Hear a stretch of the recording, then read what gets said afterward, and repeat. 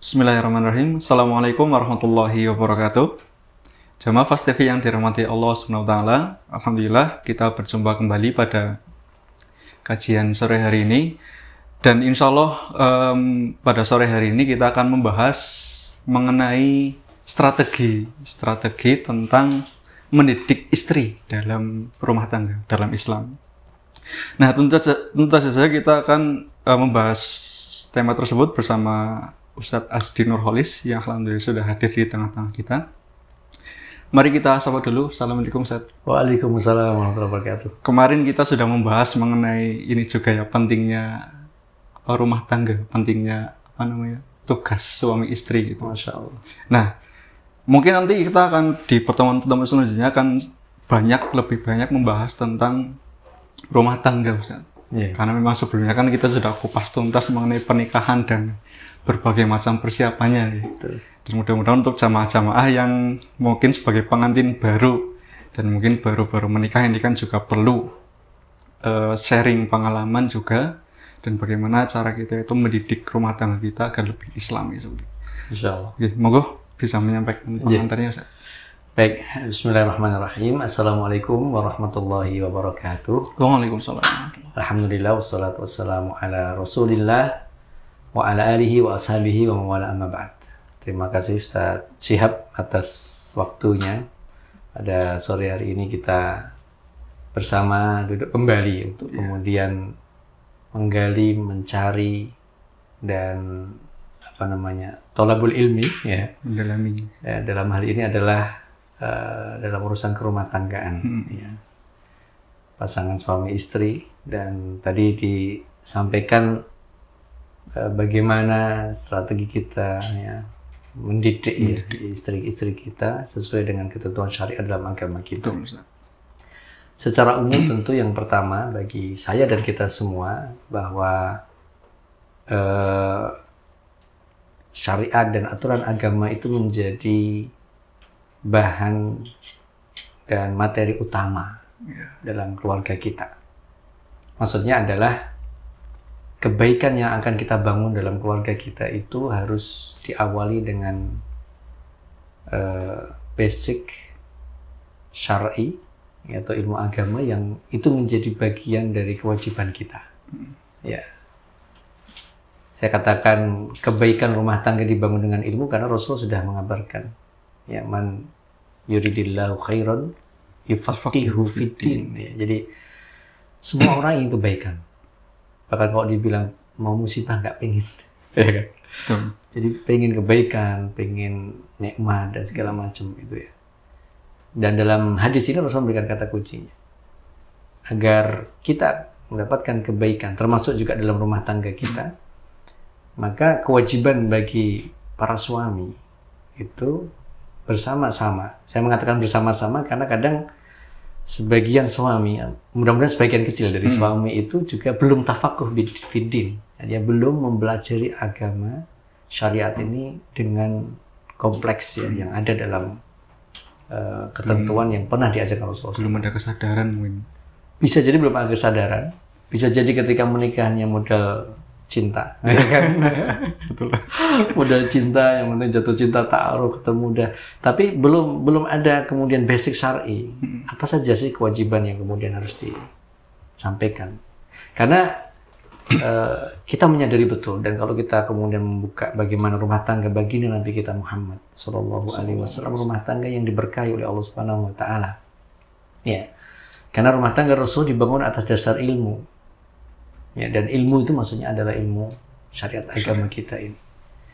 Dan kita membuka lembaran sejarah dalam rumah tangga Rasulullah karena Rasulullah SAW diberikan kekhususan oleh Allah Subhanahu Wa Taala untuk memiliki istri lebih dari 4 kan. Jadi itu manajemennya lebih luar biasa sekali. Strategi beliau dalam mendidik para istri-istri beliau itu, kalau kemudian kita mengambil hikmah, pelajaran dan titik temu ya dalam proses strategi pendidikan Rasul pada istrinya, yang utama itu tadi. Rasulullah menanamkan nilai-nilai agama pada istri-istri beliau Shallallahu Alaihi Wasallam. Walaupun ya dalam kecemburuan itu adalah fitrah yang Allah berikan pada setiap wanita. Laki-laki juga diberikan kecemburuan, itu hal yang naluri yang Allah berikan, memang sunatullah. Tetapi dalam hal ketentuan syariat itu mereka sudah tidak ada masalah, terutama dalam masalah akidah.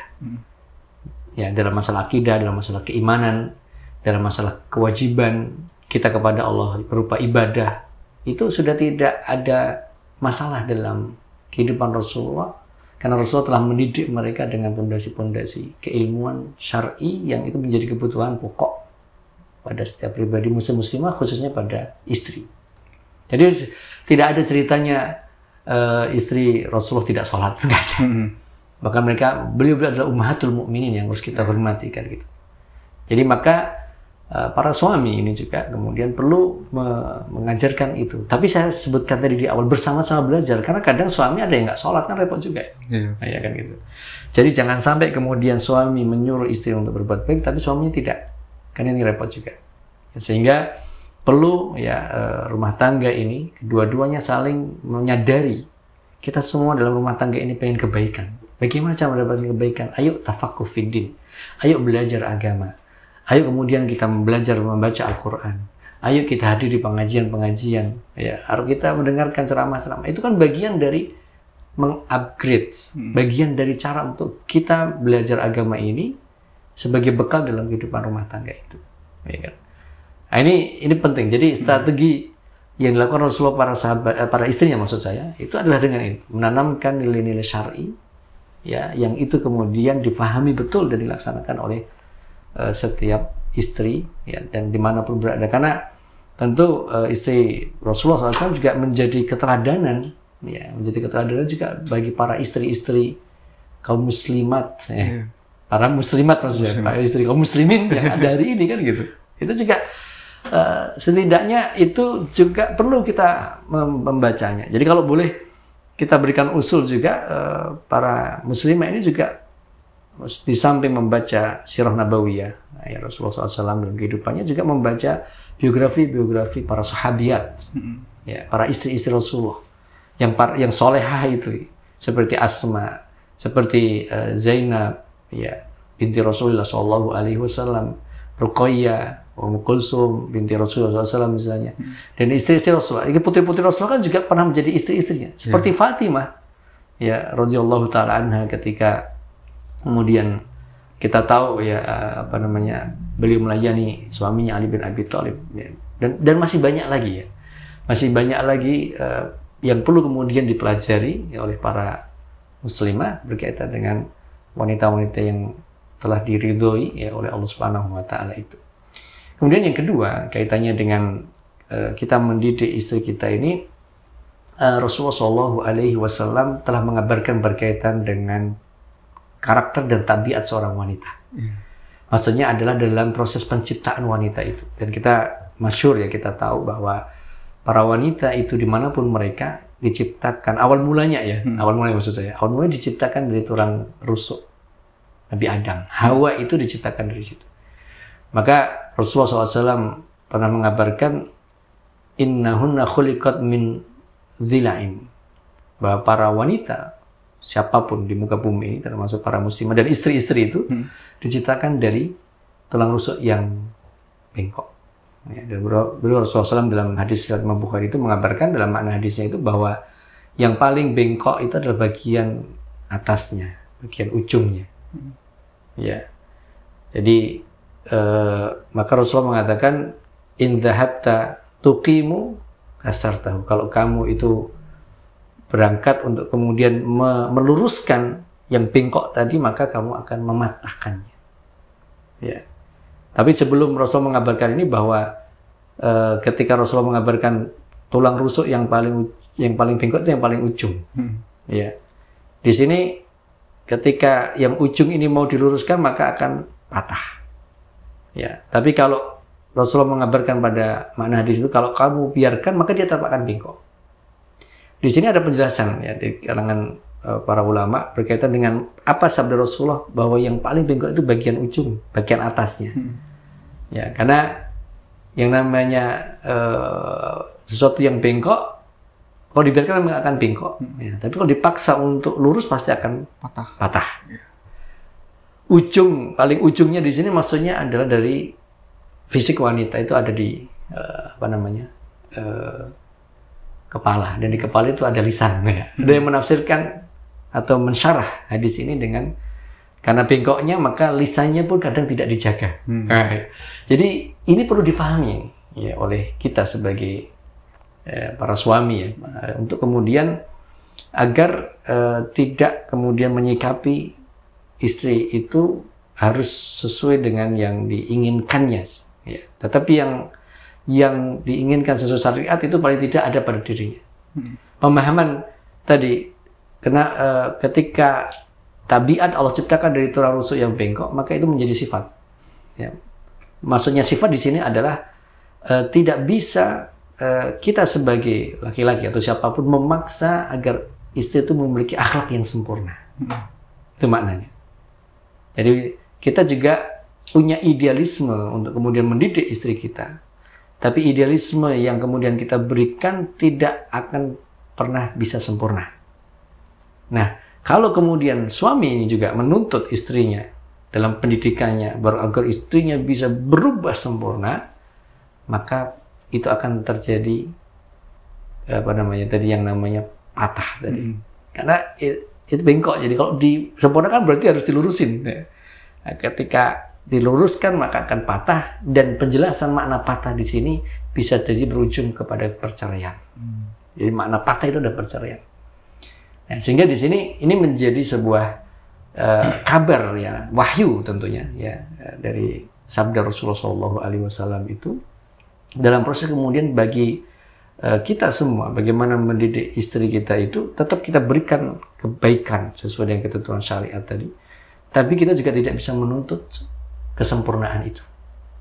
Bahkan tadi ada salah satu di antara penjelasan tadi paling ujung paling atas itu hubungannya dengan lisan, karena memang disitulah yang paling tepat, yang paling memungkinkan bisa dilakukan adalah tetap bersabar dalam kondisi apapun ketika istri itu sudah berusaha melakukan kebaikan. Ya. Maka kalau kita membuka di surat An-Nisa itu kan, ya Allah Subhanahu wa Ta'ala mengabarkan kalau misalnya ada sesuatu yang kemudian kita ya tidak senangi pada sifatnya, maka pastinya ada sifat lain yang kemudian kita akan senang juga ya. Misalnya di sini Allah Subhanahu wa Ta'ala kabarkan fa in karihtumuhunna fa asa an takrahu syai'an wa yaj'alallahu fihi khairan katsir. Mungkin ada sesuatu yang tidak kita senangi dari sifat yang dimiliki oleh istri itu. Ya kan? Maka fa asa an takrahu syai'an wa yaj'alallahu fihi khairan.